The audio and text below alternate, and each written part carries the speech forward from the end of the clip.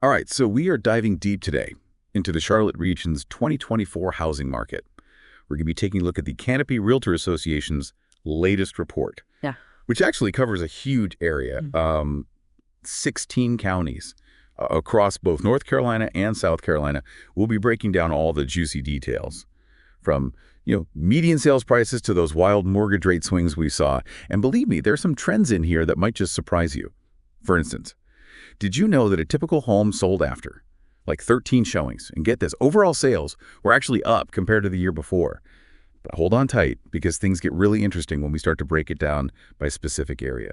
So to help us unpack all of this, we have our expert here with us. Welcome. Thanks for having me. I think the Charlotte region's market is particularly fascinating right now, because it mirrors a lot of those broader economic forces we've been seeing across the country. Yeah. Oh, absolutely. So let's just jump right in with the big picture. The report says that the median sales price climbed 3.5% last year, ending up at $392,007, which, you know, is in a year where mortgage rates were all over the place. So does that surprise you at all? Not really. While we usually expect rising interest rates to kind of push prices down, this increase tells me there's still some serious underlying demand in the Charlotte region. People really want to live here, and they're willing to pay for it. Makes sense. And it sounds like sellers were in a pretty sweet spot, too. They were getting almost 97% of their asking price. That's got to be a relief for anyone thinking of selling, right? Oh, yeah, absolutely. That's a pretty strong indicator of a seller's market for sure, Yeah. where you often have buyers competing over limited inventory. So speaking of inventory, this is where things get really interesting. The report shows that the number of homes for sale skyrocketed almost 25% compared to 2023. Yeah. What do you think is behind that sudden wave of houses hitting the market? Well, it looks like there are a few things happening here. New listings were up about 12%, meaning more people decided to put their homes up for sale. Maybe they felt the market shifting, or maybe they wanted to try to take advantage of those rising prices we talked about. Interesting. So more sellers coming into the market. Yeah. But on the buyer side, things weren't so straightforward, huh? Because those mortgage rates were like a roller coaster. Oh, yeah, they were all over the place. Those fluctuating rates definitely created a lot of uncertainty for buyers. At one point, rates even went over 7%. Imagine trying to budget for a house when you don't even know what your monthly payments will be. No kidding. No wonder some people were a little hesitant to jump in. Okay, so we have more homes for sale, but buyers are being a bit more cautious. But here's what really caught my eye. Despite all that uncertainty, closed sales still inched up by 0.7%. And pending sales saw a small bump too. It seems like people were still buying homes, just maybe being a bit more strategic about it. Right. And the Federal Reserve actually stepped in here. They started cutting interest rates towards the end of the year to try to stimulate the economy. And those rate cuts definitely brought some buyers back to the table, especially after rates came down from that 7% peak, down to just over 6% by September. So basically, the Fed's rate cuts were like a jump start for the housing market, giving buyers a bit of breathing room and making it a little more appealing to dive in. Yeah, that's a great way to put it. And it's important to understand why the Fed was raising rates in the first place. They were trying to fight inflation. It was making everything more expensive. But as inflation began to cool down, they changed course and started cutting rates to encourage people to borrow and spend. Makes sense. So lower rates mean lower monthly payments, Yeah. which makes buying a home more doable for a lot of people, right? Exactly. It can be a huge difference for buyers who are right on the edge of what they can afford.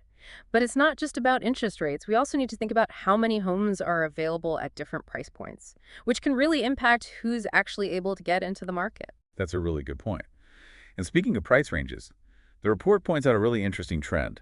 Sales for homes priced at $500,001 and up.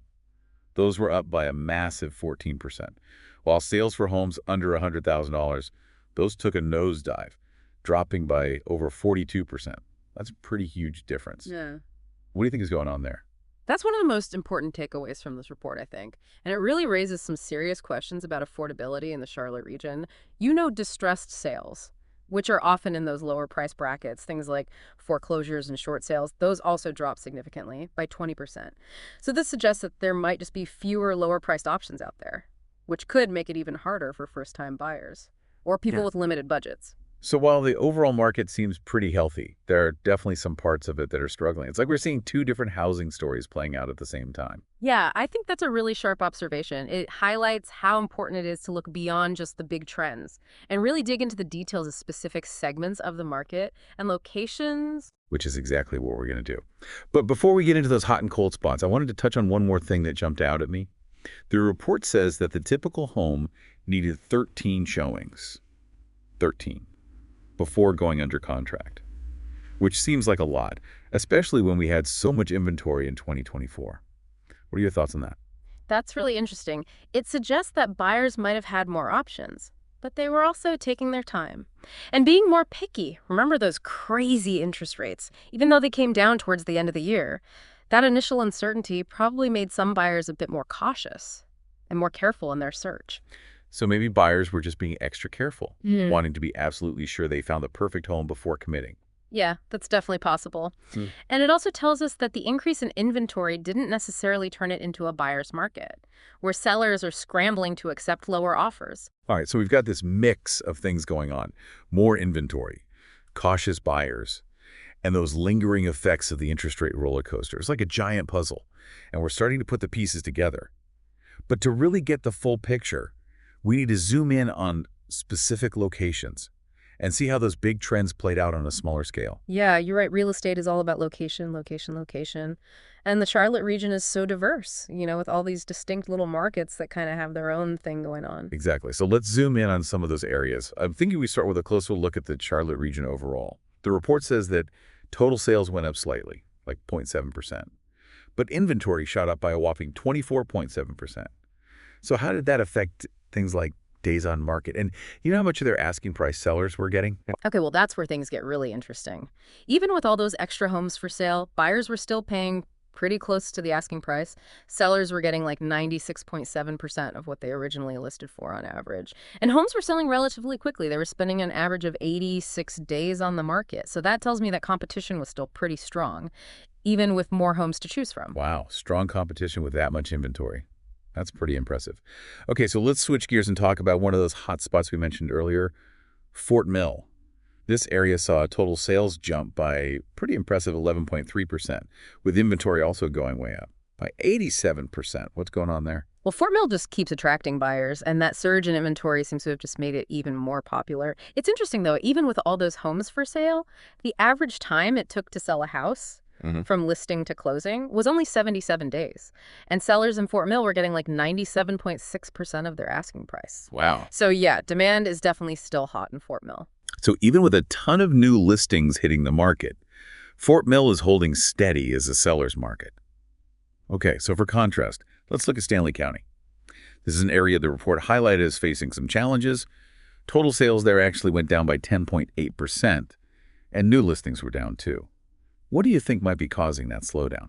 Well, it's always hard to say for sure without really diving into the local data. But we can look at the big picture and maybe make some educated guesses. Stanley County might be seeing a slower rate of economic growth compared to some of those faster growing areas we've been talking about. Or maybe it's an affordability thing, if buyers who are getting priced out of those more desirable areas are looking for more affordable options. Right. Stanley County might not be at the top of their list. And it's interesting to see that the average time it took to sell a house in Stanley County was 97 days, quite a bit longer than the overall Charlotte region average.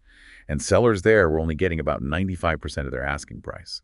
So that definitely suggests a less competitive market, which makes sense given those drops in both sales and new listings. Exactly. It kind of paints a picture of a market where buyers have more leverage and might be able to negotiate better deals. So, if you're thinking about buying in Stanley County, you might find yourself in a good spot to make an offer that works for you. Okay, so we've got Fort Mill booming, Stanley County slowing down, and the Charlotte region as a whole somewhere in between. But I bet what everyone really wants to know is, what does all this mean for the future of the housing market in this area? Oh, yeah, that's the million-dollar question. Well, the report actually does offer some predictions based on what economists are saying. They're expecting a more active market in 2025. More active. But 2024 already seemed pretty busy, especially with those interest rate swings. What are they basing that prediction on? Well, they're anticipating an increase in existing home sales, driven in part by those continued low interest rates. Though they're predicting rates will probably stay in that 6 to 7% range, they're also expecting home prices to keep going up, just at a slower pace. And importantly, they think the inventory of both new and existing homes will keep improving. Building on what we saw in 2024, So basically they're saying things are going to kind of level out a bit. More homes for sale, more buyers coming into the market, and prices still rising, but not as crazy fast as we've seen in the past. yeah, that's the general idea. And that could be good news for both buyers and sellers. More stable and predictable environment could mean fewer surprises and less stress for everybody involved. Stable and predictable. I'll take it, especially after the roller coaster ride of the past few years. Mm. But even with these optimistic predictions, there's still some unknowns out there, right? Oh, of course. One of the biggest wild cards is how those mortgage rates are actually going to behave. Even a small change can have a big impact on what you can afford and whether you decide to buy or not. And we can't forget about what's happening with the economy as a whole. Inflation, employment levels, even things happening around the world. It can all affect the housing market. Right, it's like trying to predict the weather. You can look at all the forecasts, but there's always a chance of some unexpected gusts of wind changing things up. So for someone who's interested in the Charlotte region's housing market, what should they be keeping an eye on in the coming year? Good question. I'd say keep close watch on those interest rate trends. Even small changes can make a big difference in your monthly payments and what you can comfortably afford. Also pay attention to what's happening economically in the areas you're looking at. Are businesses growing? Are new jobs being created? Those are good signs of a healthy and growing housing market. So it's not just about the numbers. It's about understanding the story behind those numbers. And speaking of stories, I'm curious about something we touched on earlier. That growing gap between high-priced and low-priced homes. We saw sales booming at the top end of the market, while the lower end struggled. What do you think this tells us about the future of affordability in the Charlotte region? It really does make you think, doesn't it? Are we moving towards a situation where some people are doing great while others are being priced out completely? It's a big question. Yeah, it is. And a really important one to think about. It's possible this trend is part of those bigger changes we're seeing, like, with demographics and how income is spread out. Maybe we're seeing more high-income earners moving into the area, which would drive up the demand for those luxury homes. And at the same time, the rising cost of living, that could be squeezing out those lower-income households, making it even harder for them to even get into the market. So basically, we could see that affordability gap get even wider, with some people thriving and others just struggling to keep up. It's a real concern for sure, and it's something that policymakers, community leaders, and housing advocates really need to be focused on. How do we make sure the Charlotte region stays accessible to a diverse range of people, not just those at the top? That's a huge question, and one that I hope we'll keep exploring as we track how this market changes over time.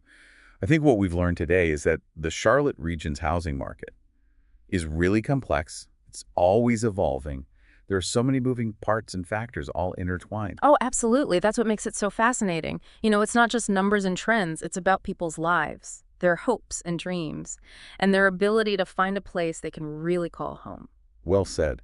And on that note, I want to encourage everyone to take a look at the Canopy Realtor Association's report themselves.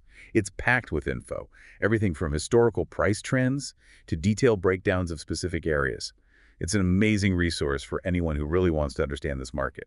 Yeah, and remember, all these trends and predictions, they're really just a starting point. The best way to make smart choices about your own housing situation is to talk to local real estate experts, people who really know the ins and outs of the areas you're interested in. They can give you personalized advice and help you navigate this market. Great advice. Thanks for joining me on this deep dive into the Charlotte region's 2024 housing market. It's been a really interesting journey, and I'm sure we'll be coming back to this topic as more data rolls in. Until then, happy house hunting, everybody.